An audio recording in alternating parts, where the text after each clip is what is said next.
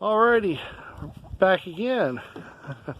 Had a little break. Now we're going to do a test on a Diamondback 380. You can see it. You can see it in the palm of my hand. I don't know if you can see it in the palm of my hand or not. I don't know how that stupid light is. But anyways, it's a 380. It's small. It's almost as it's very similar to a Ruger LCP, something like that. Anyways, if you have one, you know what I'm talking about. Yeah, there's the sun. So let's see if I can get it there. So it's just a little bitty one, and we're going to be shooting the MagTech. There you go, MagTech. 95 grain and full metal jacket, and we'll see how it does. All right, hold on.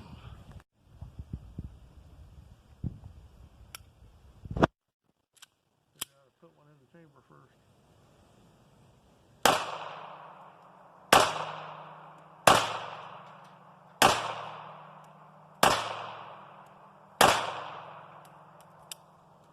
There we go. This holds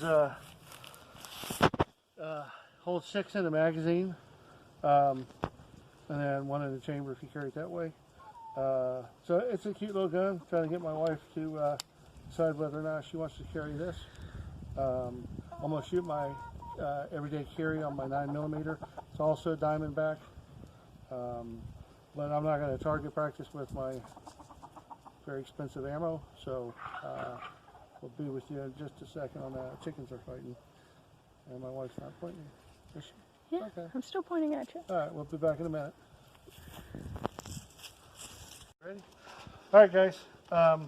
This is my everyday carry in my front pocket. It just slides right in there like that. When I want to pull it out, it just comes out. The holster stays in there.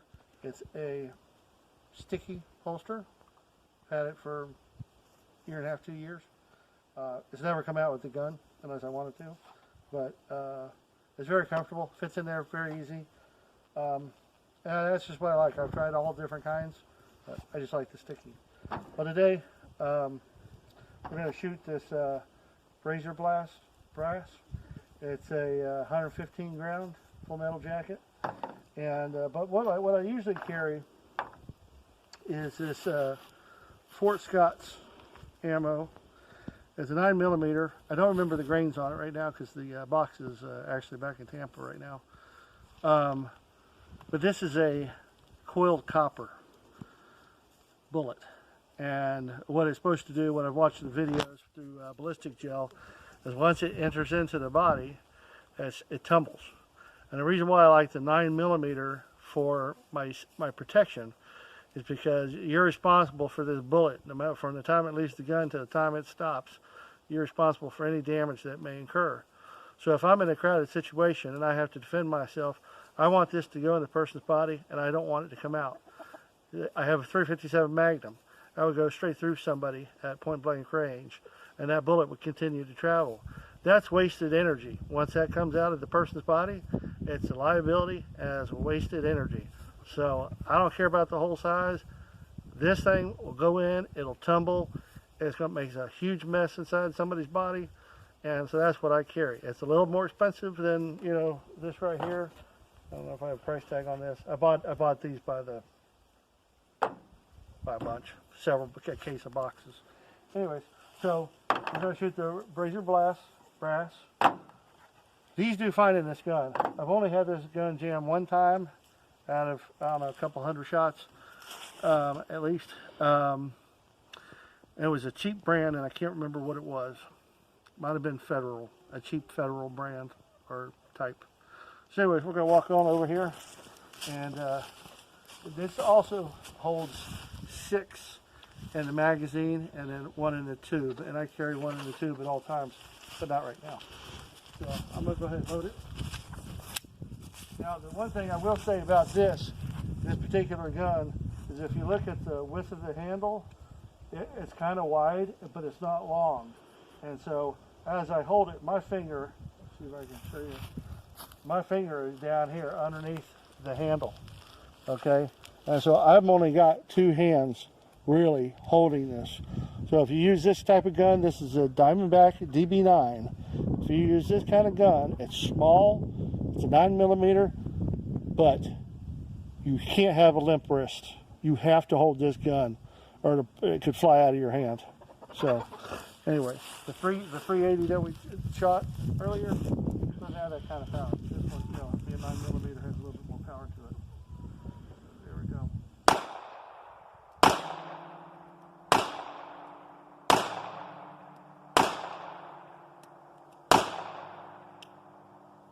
Okay, no jams on that.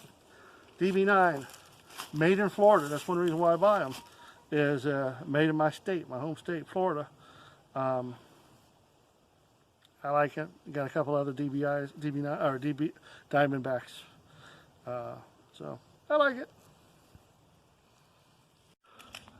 Okay, like I said earlier, I've shot this Blazer Bass 115 full metal jacket. I've shot about 200 rounds of these. Well, this would make 250. I did have a shell that did not go off. I reloaded it 4 or 5 times because it dinged the primer cap but did not go off. So now I'm going to have to do more practicing to find out if it was the gun or if it's the ammo. If you guys have any problems with this brand, let me know. I will say this with the 380 that my wife was shooting, you've got to hold that tight. She's had 3 slide bites, and you got to have a tight wrist on that. And she's had a lot of jams because when she shoots, she allows that weak wrist to come up, and it's not allowing it to cycle through properly. That should not happen. She's doing better at it. But just as a warning, if you go out there and get a Diamondback 380, whoever shoots it, I don't have a problem shooting it, but if you have somebody that's just weaker or doesn't have his... Okay, sorry, technical problems. So if anybody's ever had problems with this brass blazer, let me know. Put it in the comments. I haven't up until today. And I know it's just 1 round, but I don't like that. So, alrighty. Again, like I said, with the 380 my wife's shooting, she's having some difficulties with it. I haven't, I'm not, but she is, so maybe just slightly less experienced at shooting. So we'll find out. I may do some more shooting. We're running low on ammunition for her.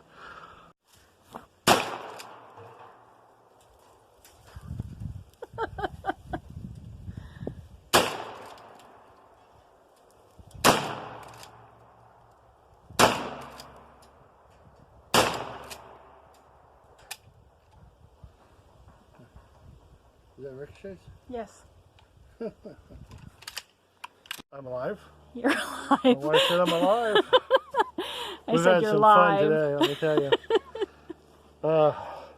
Anyway, so I shot these. I think you just saw them. Shot these tin cans, or whatever they're made out of. This is with birdshot. This is with 7.5 Remington 7.5 birdshot. This birdshot's about 20 years old. I found an old box, and here's another one.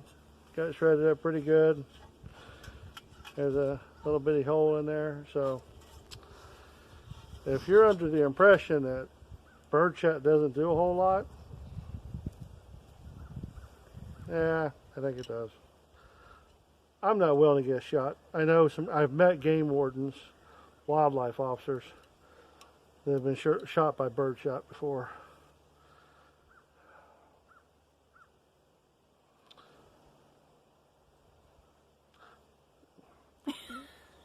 Okay, talking to them, it didn't sound like it hurt that bad, but I don't know. I don't know. And the holes, I don't know if you can see, 2 of the holes I shot the little cans, and then I shot the big can. So if you ever have a burn barrel and you're not sure what's good, what else you can use it for, it multitasks as a target. for a good day out when you're bored and tired and goofy feeling. Anyways, we just had some fun, the wife and I, shooting around, having a good time today. It's Saturday. What else do you do on Saturday? Go shoot. Now I gotta go round up all the chickens. Chickens took off. They were not behind us.